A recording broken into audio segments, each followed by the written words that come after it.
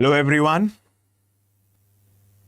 Good afternoon, my friends. Am I audible and visible? Somebody please ping me so that I can begin with today's session.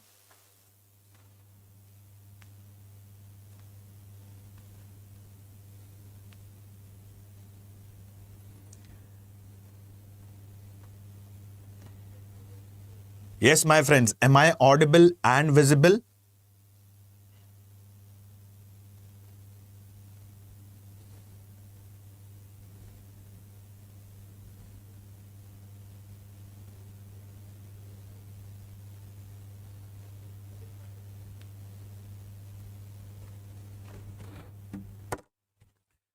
Hello, everyone. Good afternoon. Hi, this is Alok Ojha. Welcome to StudyIQ IAS English. Guys, we are going through the series of modern Indian history. Okay? And it's a classroom series. Many of the aspirants, those who are new to the platform, have a question in their mind. Sir, already we have covered modern Indian history. And time and again, I have said one thing, my friends. This is a kind of classroom series. Very simple words, I go in similar manner in quite depth and detail precisely in the paid classes. Okay? So, by now we have covered many important aspects such as arrival of Europeans. Precisely, we have covered about the Portuguese, followed by Dutch East India Company, followed by English East India Company, then specifically French East India Company. So here we have covered things in quite depth and detail. Apart from this, Anglo-French Wars, which is also referred as Carnatic Wars, Battle of Plassey 1757, and yesterday we had seen Battle of Buxar, which took place in 1764. In today's short session, again we are going to focus on three important acts. Okay, the first one being Regulating Act 1773, Pitt's India Act 1784, then Charter Act 1813. So please pay attention carefully. Yesterday itself, I have requested every one of you, please have a pen and paper along with you so that you can note down the key points, you can note down the important points. Is it clear, my friends? So, without wasting any more time, let's begin with our today's short session. Okay? Now pay attention carefully. Specifically speaking, just a second, hold on.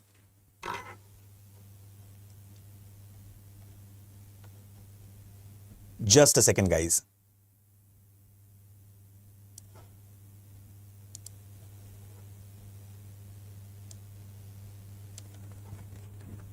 Okay.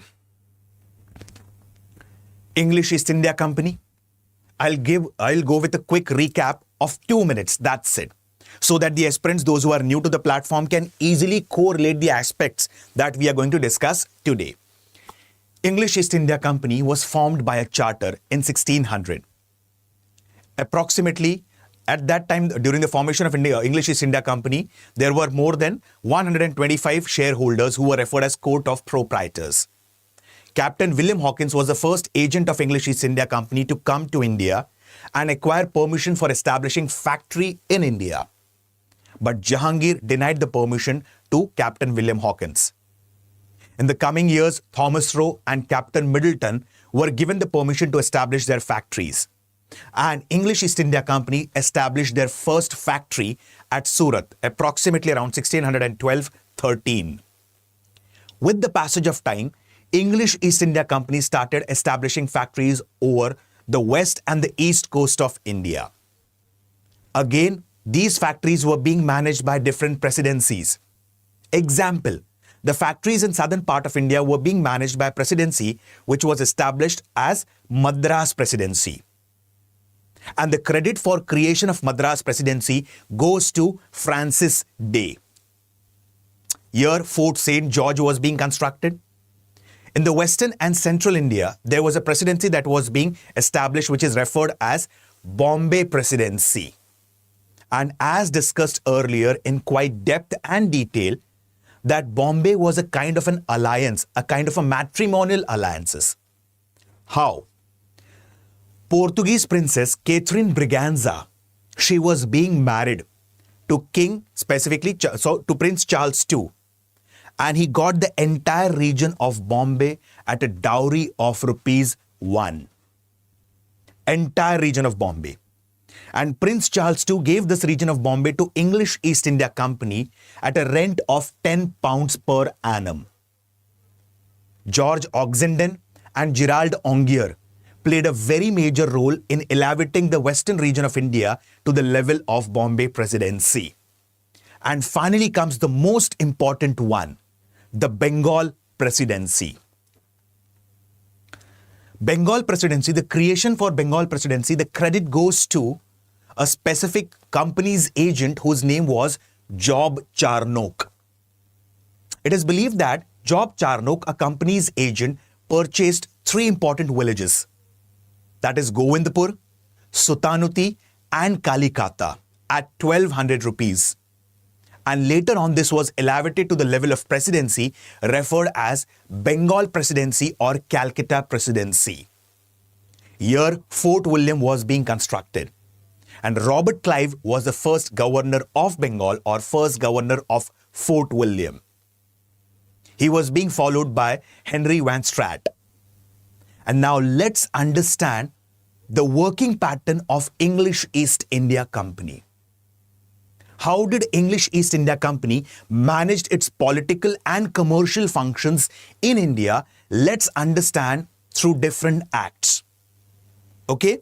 So please listen to me carefully. Please listen to me patiently because here I'm going to speak upon the important aspects. Okay?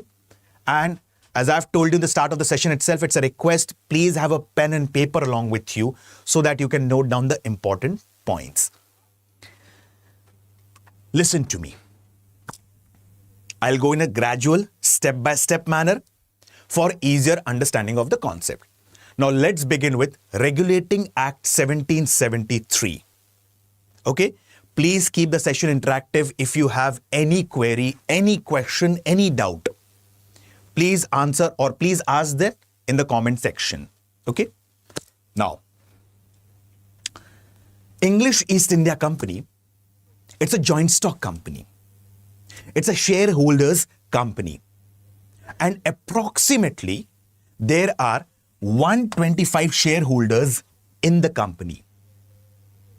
Specifically, these 125 shareholders are referred as Court of Proprietors. What is the meaning of that word? Simple words, proprietors means even I have a command in the company. Even I have a share in the company. So approximately there were 125 shareholders in the entire company. Now logically speaking, these 125 shareholders cannot make rules and regulation for the entire company. So what will they do? These 125 shareholders will choose among themselves. Please remember the words, choose among themselves 24 as a court of directors who are going to frame the rules and regulations for the entire company. Okay.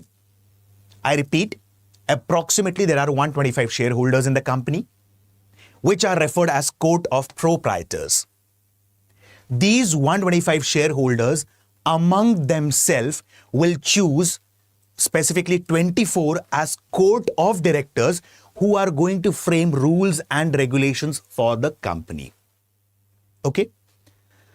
As per Regulating Act 1773, okay, initially if you have to become a shareholder in the company, you need to have a minimum share of £500.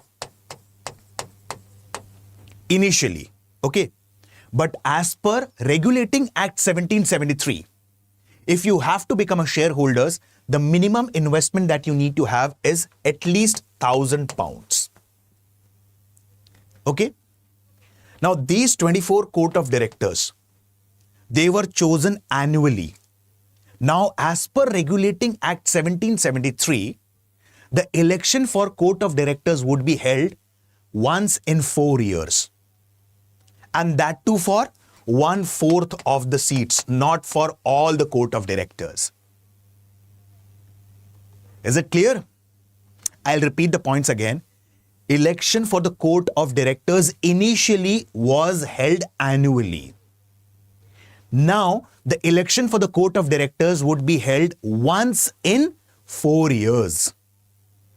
And that too for 1/4 of the seats or retiring seats. Okay? Those who are getting retired cannot be re-elected. First thing. Okay? Now let's come to the presidential level. Hope so the point is clear till here.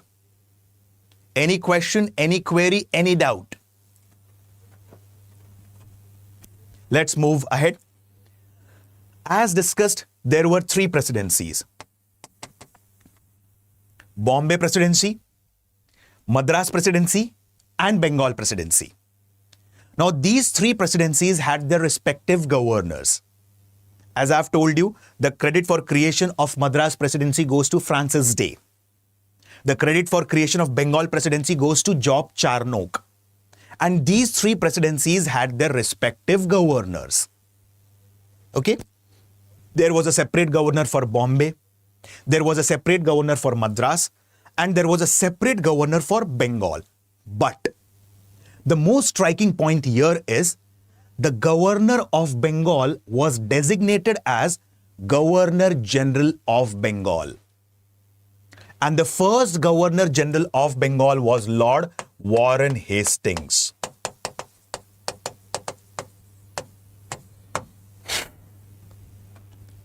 Is it clear? So, Governor of Bengal was being designated as Governor General of Bengal. Just a second.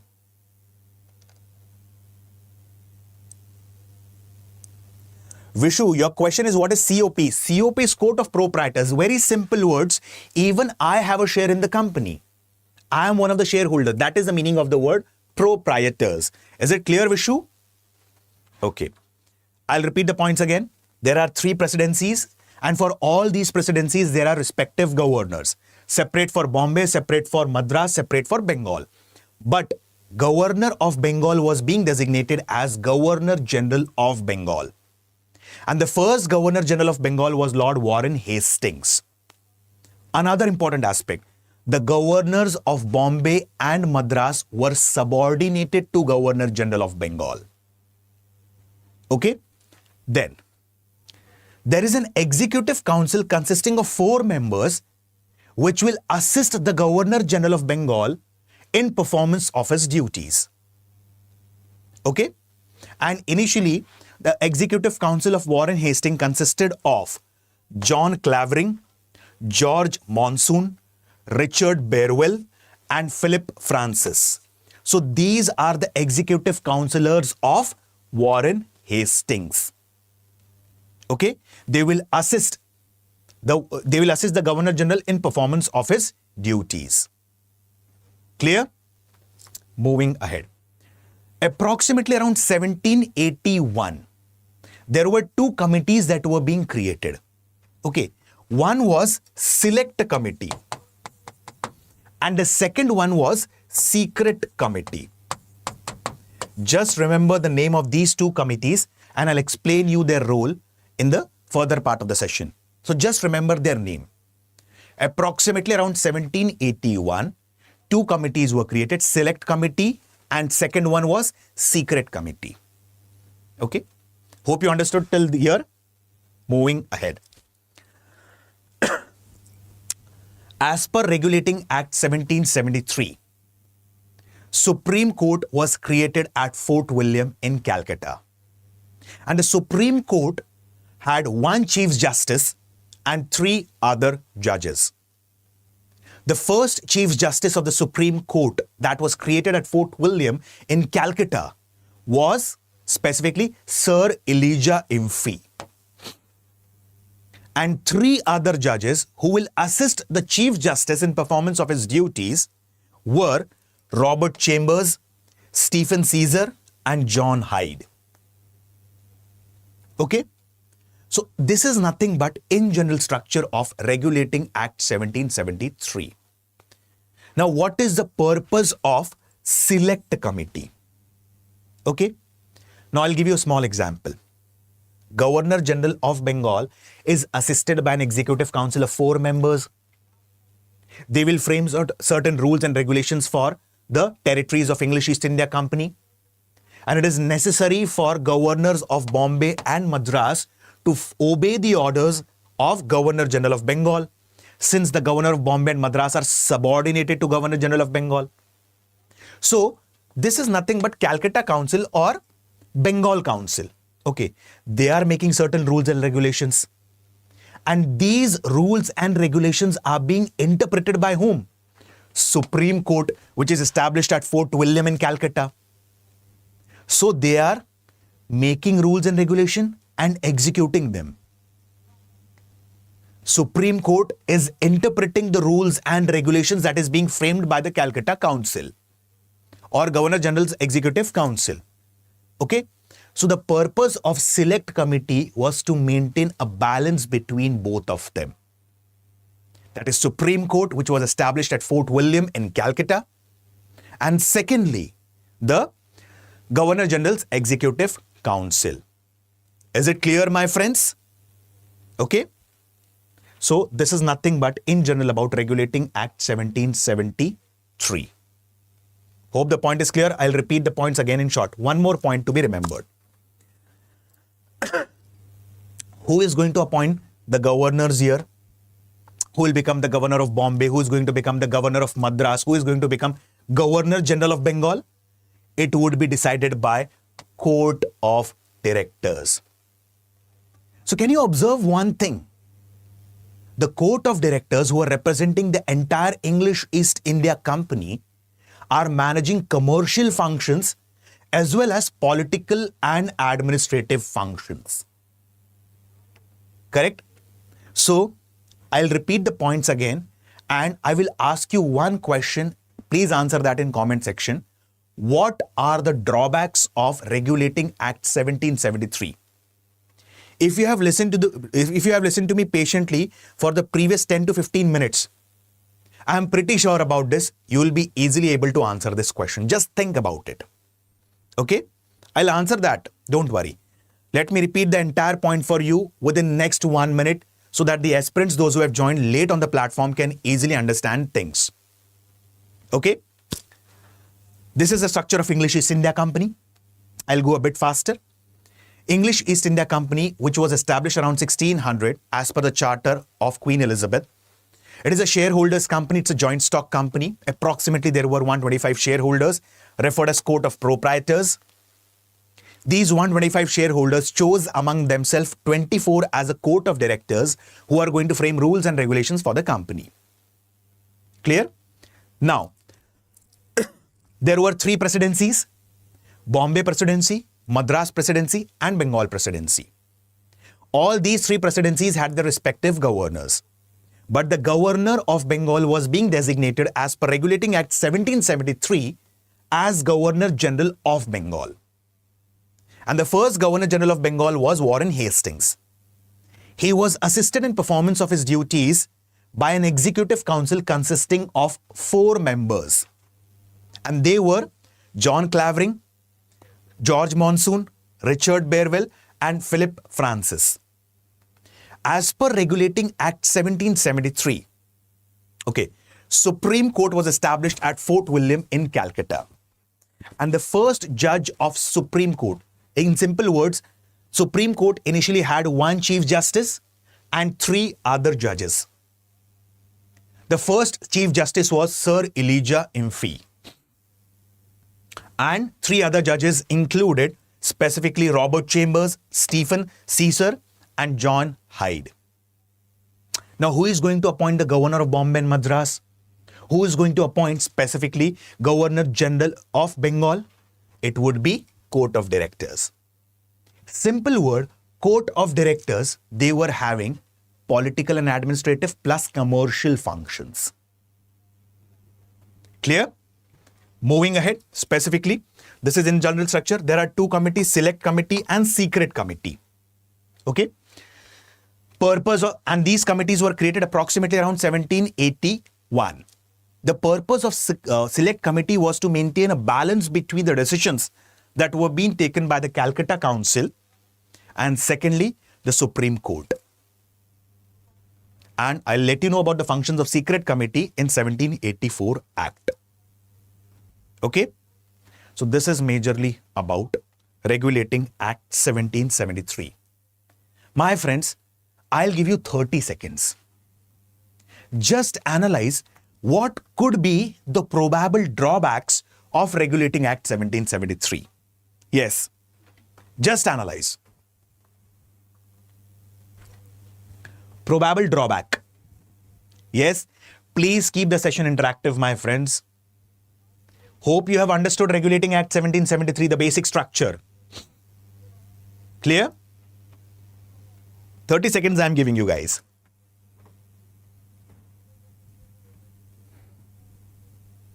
And I expect every one of you to please keep the session a bit interactive. Yes. Now listen to me very carefully. First drawback. See, I'll give you a simple example about this. Suppose there are 100 students in a classroom. Okay? Now, there is an examination that is being conducted in the classroom. And specifically, there is no invigilator in the classroom. There are no cameras in the classroom. And an invigilator is chosen by the student themselves, like the class monitor or the class representative. He's been chosen as the invigilator. How many of you can, guarantee me that the test would be conducted or the exam would be conducted in fair and transparent manner? Why? Because the invigilator has been chosen among themselves. Similarly here, Board of Control has chosen the Court of Directors among themselves. There is no external control over the company. Very simple words. This is one of the major flaws. Secondly, the corruption in the company was rampant, and specifically during the time of Warren Hastings. We had studied previously, and we will be studying in the further coming lectures about different governor generals and their roles. Warren Hastings was the first governor general to be impeached. He had serious charges of corruption against him. Like on a petty, specifically they said that there was some mistake that was being done by Maharaja Nand Kumar ji. And it was a mistake of just ₹100. And for that, he was charged on the case of forgery. And he was given death penalty by Warren Hastings. And previous to this, Warren Hastings was charged on serious cases of corruption. 40 lakh rupees corruption. In fact, I have made a short video on the case of Nand Kumar. You can also watch that video. Recently, again, I have made a video on Warren Hastings. That Warren Hastings had dissenting relation with Maharaja Chet Singh of Banaras. And he forced Maharaja Chet Singh to pay additional money to Warren Hastings as a part of corrupt practices. And this person, Warren Hastings, he had to flee from the region of Varanasi. So corruption during the time of Warren Hastings was rampant. Secondly, most important aspect, the Governor General of Bengal, the governors of Bombay and Madras, they should be appointed either by the British Parliament or by the British Crown, so that they can have a control over the at least political and administrative functions. Here they are being appointed by the COD, that is Court of Directors. Obviously corruption would be rampant. Why? Because Governor General of Bengal will work according to the whims and fancies of the company, specifically Court of Directors. Correct? So these are the drawbacks. Secondly, there was a continuous friction. Friction between whom? Supreme Court located in Calcutta and Governor General and his council. They are making law. They are interpreting the law. Both of them are being appointed by COD. So their majority of the decisions are being influenced by the company or the COD. So these are the major drawbacks of Regulating Act 1773. And when the Regulating Act 1773 came into force, at that time, the Prime Minister of England was Lord North. Hope the point is clear, my friends. Okay? Now let's understand about Pitt's India Act 1784. Both Regulating Act 1773 and Pitt's India Act 1784 were passed during the Governor Generalship of Warren Hastings. Now, why it was necessary to bring in Pitt's India Act 1784, let's understand about this. Regulating Act, why it was brought? To regulate the affairs of English East India Company in India. But since the corruption was rampant and there was no external control over the company, they had to come up with a new act which is called as Pitt's India Act 1784. And Prime Minister at that time was William Pitt. As per many European historians, it is said that William Pitt is considered as one among the youngest Prime Ministers of England. He was approximately 24 to 25 years of age at that time. Okay. Now let's understand about what was a working pattern at this particular point of time. Now, here you will come to know about one thing. Indirectly, the commercial and the political functions of the companies will now be bifurcated, will now be altered. How? Pay attention carefully. This is the structure of the company that we had seen previously. Approximately 125 shareholders will choose 24 as a court of directors among themselves who will frame the rules and regulations for the company. Now, these 24 court of directors, what will they do? They will appoint whom? The Governor General of Bengal, Bombay and Madras. Now, above the court of directors, there is something called as Board of Control. And Board of Control has 6 members appointed directly by the British Crown or the British Parliament. Okay? Among 6, one is Secretary of State for India, not for India, Secretary of State. Okay? He's a chairman of Board of Control. One is Chancellor of the Exchequer. And 4 are the members of Privy Council. So collectively, these 6 form Board of Control. Okay. Now what will happen? Now, Board of Control will manage the political and administrative functions. How? Initially, the Court of Directors used to decide who will become the Governor of Bombay and Madras, who is going to become the Governor General of Bengal. Now, what will happen? The Board of Control will decide who will become the Governor General of Bengal and respectively Governor of Bombay and Madras. Okay? Simple words, they are managing political and administrative functions. Clear? Moving further.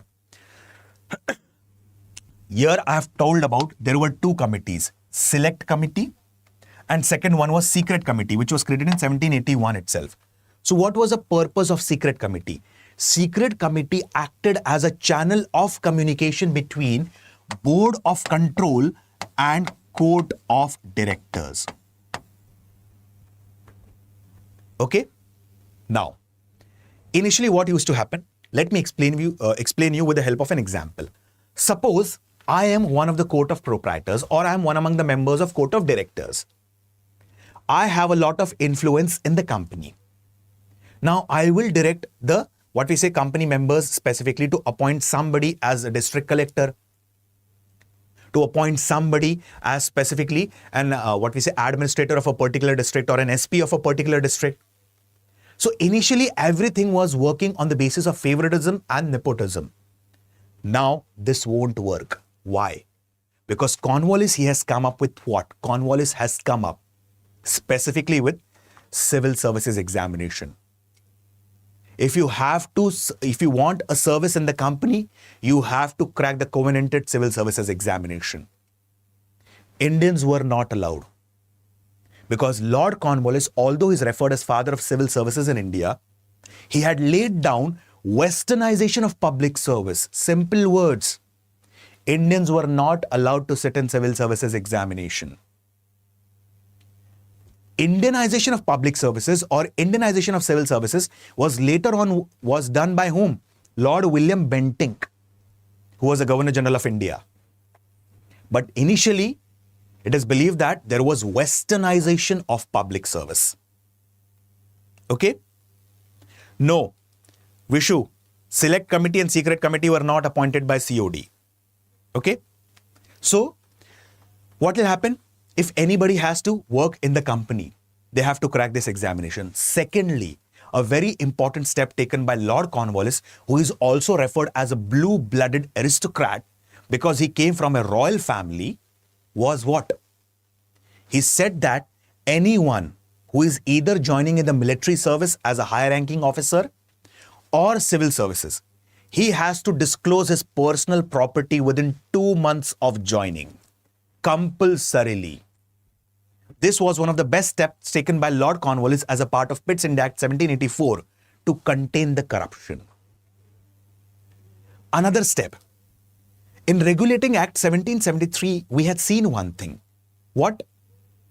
Governor General was assisted by an executive council consisting of 4 members. Correct? Now, the Governor General's executive council, they have been reduced to 3 members, and out of 3 members, one was British Commander-in-Chief of the Army, directly appointed by the British Crown. Can you observe one thing? In a very dynamic manner or in a very gradual and step-by-step manner, the powers of English East India Company is getting diluted. Isn't that so? I'll repeat the points again so that you can easily understand and correlate things. Structure of the company. Now, initially, company did not had any external control over them. As per Pitt's India Act 1784, Board of Control consisting of 6 members was being appointed to have an external control over the working pattern of the company. Clear? Now, these 6 members were being appointed either by the British Crown or by the British Parliament. One was Secretary of State. Please note them. They are important ones. Secretary of State, who was also the chairman of Board of Control. Then, Chancellor of the Exchequer. And finally comes 4 members from the Privy Council. Clear?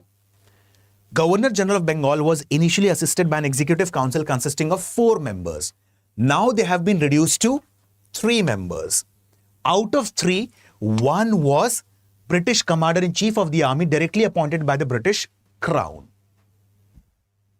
Now, Board of Control will decide who will become the Governor of Bombay, Madras and Governor General of Bengal. Initially, Court of Directors decided that who is going to become the governors in India. So, in very simple language, company was now just restricted to commercial functions. And the political and administrative functions were being managed by Board of Control. Clear, my friends? Yes. So the commercial functions were being managed by Board of Control. Secondly, examination of civil services. That too, westernization of public service. Indians were not allowed in civil services. Secondly, anyone who is joining into civil or military service has to disclose their personal property within 2 months of joining. This step was taken to contain the corrupt system or corruption. This is nothing but Pitt's India Act 1784. Is it clear? Any question, any query, any doubt? Please feel free to ask. Yes, please. Clear? Now let me speak about Charter Act 1813 in a step-by-step manner.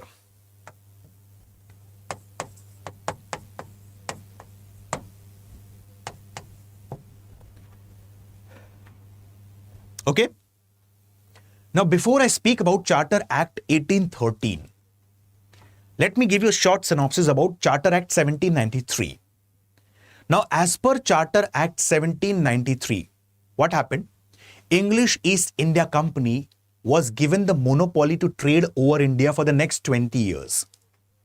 But what happened later on, that as per Charter Act 1813, the monopoly of English East India Company got diluted. Okay. Now, specifically it is said that Napoleon Bonaparte, he had brought hard days for the businessmen of England. Okay. Like he had followed one system which is referred as continental system.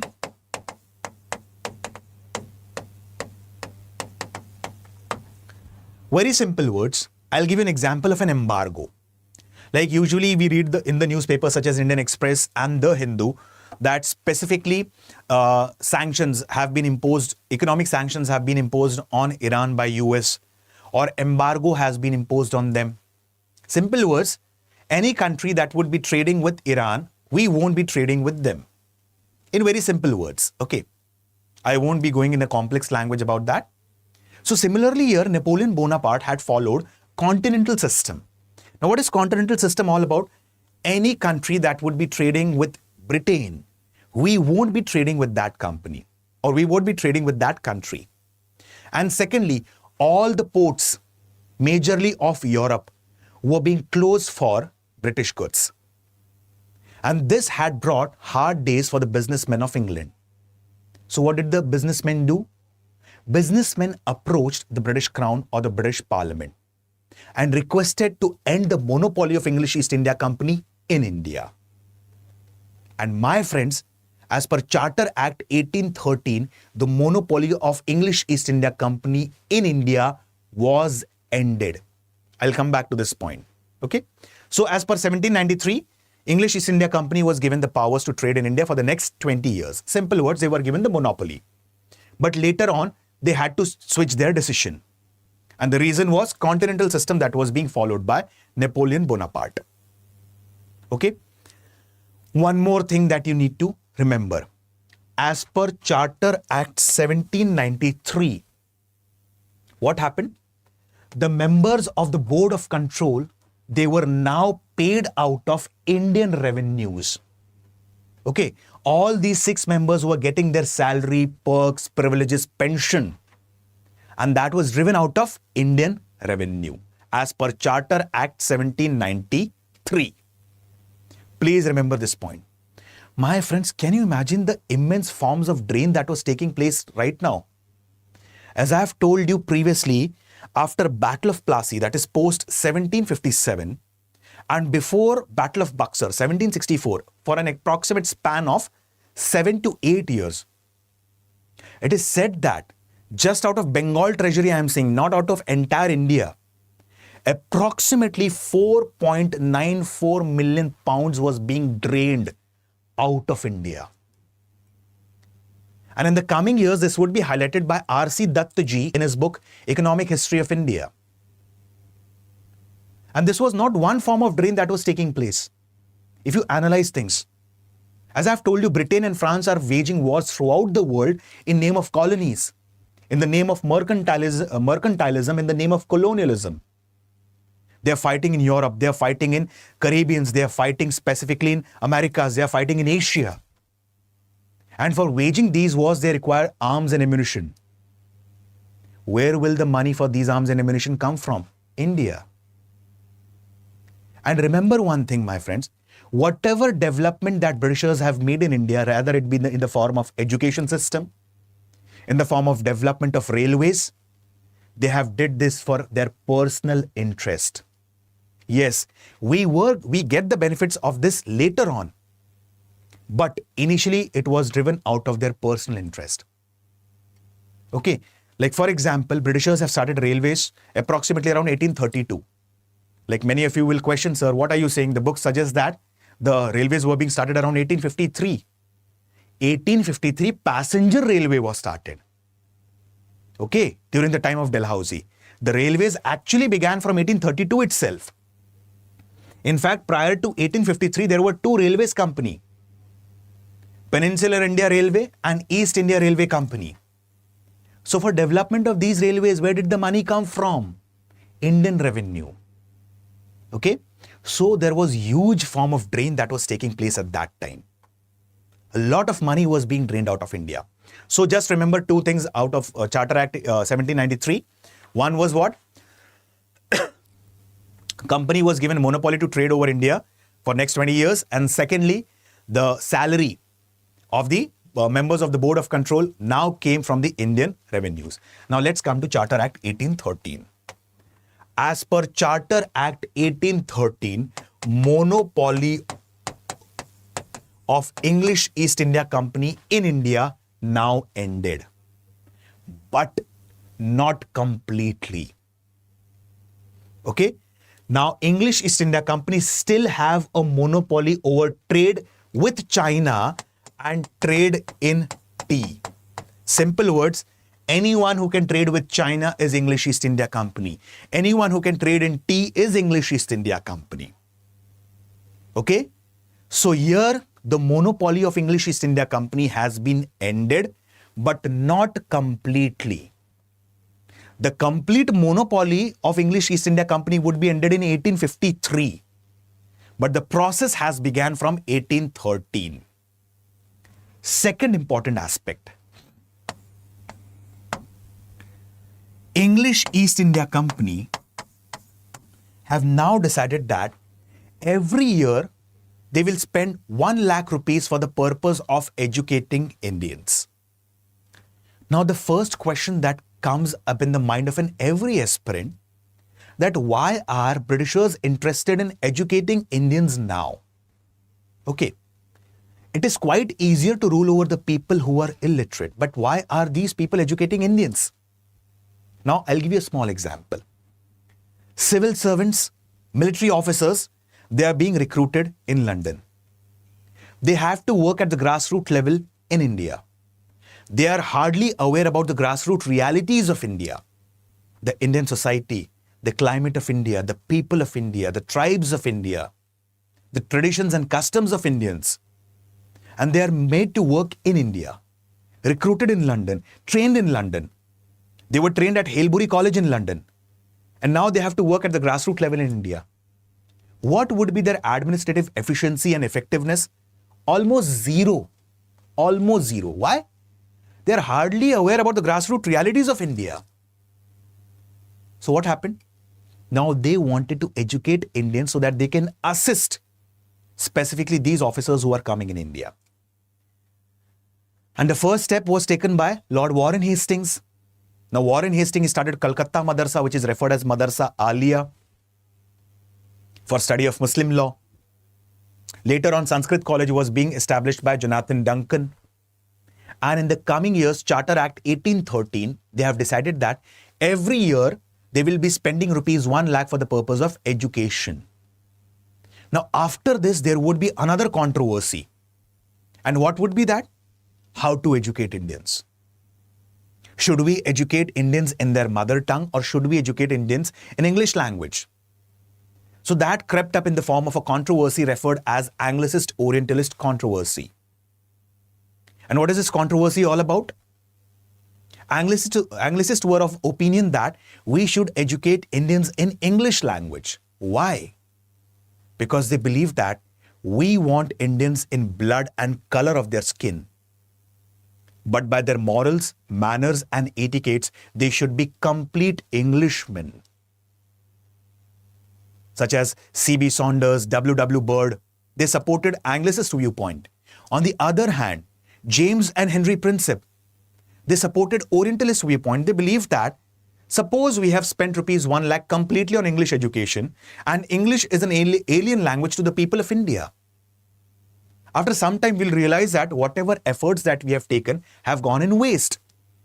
So initially, we will give them education in their mother tongue, in vernacular language. And later on, the higher education would be in English language. So that crept up in the form of Anglicist-Orientalist controversy. Later on, there was Wood's Dispatch, the first education commission that came to India during the time of Lord Dalhousie.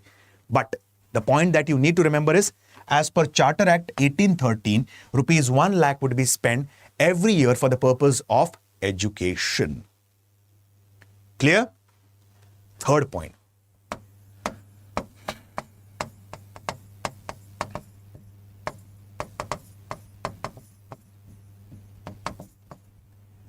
Christian missionaries were allowed to come in India and preach Christianity. Okay, my friends, I have used the word preach Christianity, not the practice of crusading. Simple words, forceful conversion into Christianity. But with the passage of time, these Christian missionaries, through their different acts, were being supported by English East India Company and the Britishers. Like, when we will study Revolt of 1857, we will try to analyze the causes of Revolt of 1857. And one such cause was Religious Disabilities Act 1850. What was that?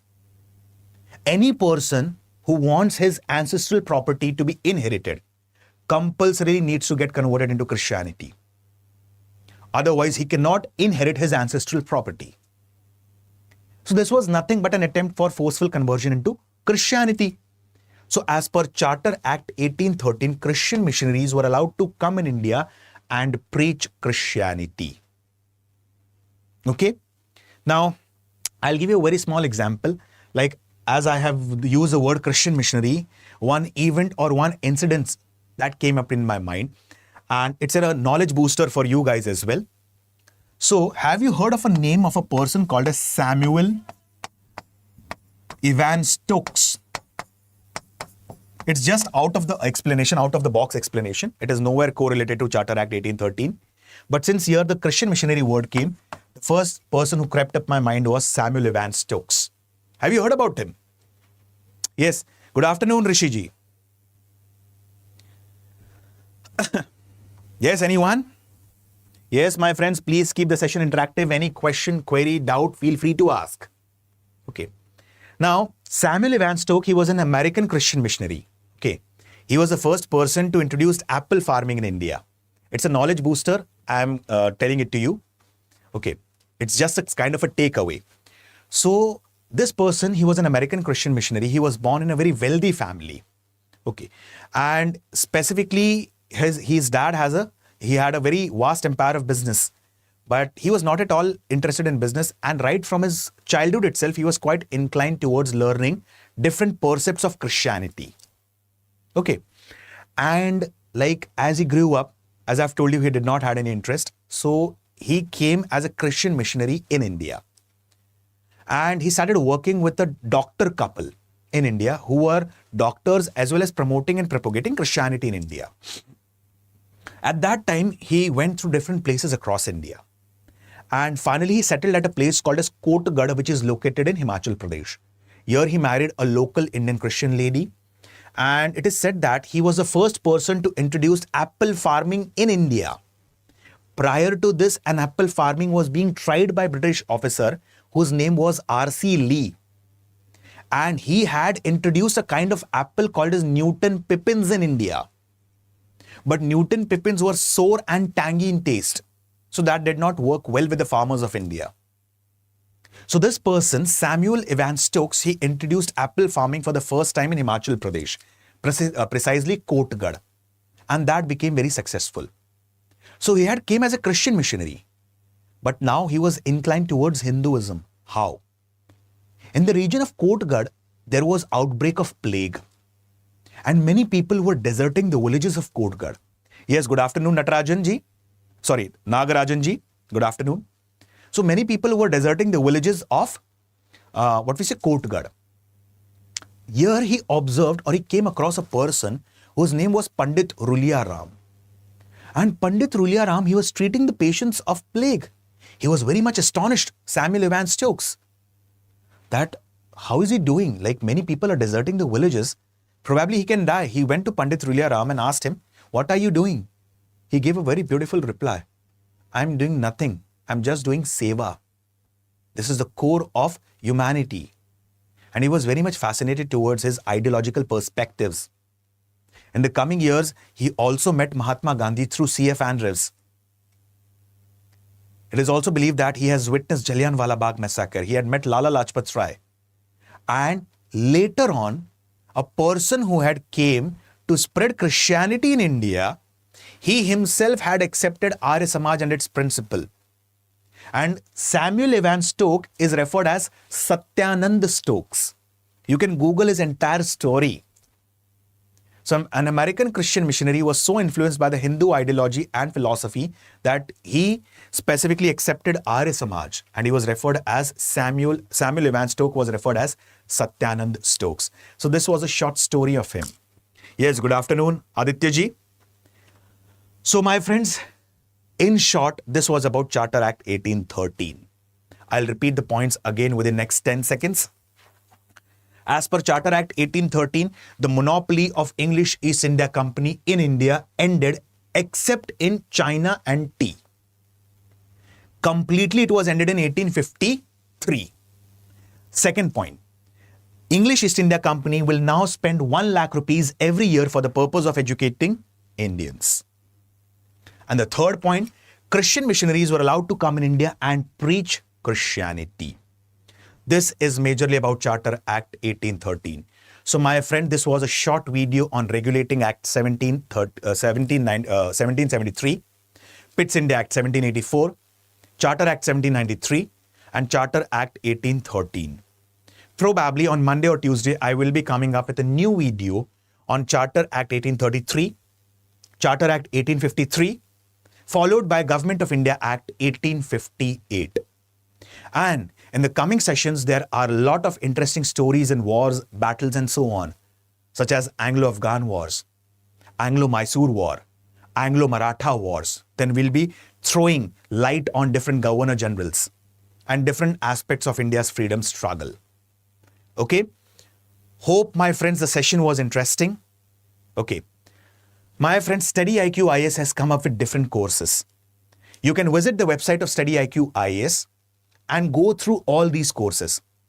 Precisely, the courses are available in English language, which will cater to the needs of the aspirants precisely from Southern India and Northeastern India. And you can get the benefits of these courses by using the code that is flashing on your screen. And my friends, the code is Alok Live. I repeat the code, Alok Live. Okay, one more thing. In the description section, you will get a form. And the aspirants, those who are actually interested in their journey for civil services, and if you have any kind of a doubt, any kind of a query, you can fill up the form. And the StudyIQ team will approach you. And they will try to solve all your queries or doubts concerning your civil services preparation. Okay, so in the description, you will get the form.